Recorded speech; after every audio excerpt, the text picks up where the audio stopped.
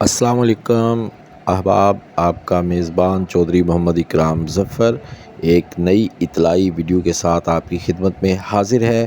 یہ ویڈیو ہے گلو پہلوان بٹ کے متعلق۔ دوستو، ہم ان کی ہونے والی 2 کشتیوں کا آپ کو پہلے ہی اطلاع دے چکے ہیں، اور یہ تیسری کشتی جو کہ اس کی نذیر پہلوان بھگوانی والے کے ساتھ ہے، یہ مورخہ 10 جولائی 2026 کو دمان اسٹیڈیم KPK میں ہوگی۔ اس سے قبل ایک کشتی میں نذیر پہلوان بھگوانی والے نے گلو پہلوان بٹ سے شکست کھائی ہے، اور یہ کشتی بہت فرمائش پہ ہو رہی ہے، کیونکہ KPK میں اس وقت سب سے بہترین پہلوان نذیر پہلوان بھگوانی والے کو سمجھا جا رہا ہے، اور KPK کے عوام کی خواہش تھی کہ رستم پاکستان بننے والے پہلوان کے ساتھ KPK کے پہلوان کی کشتی کروائی جائے۔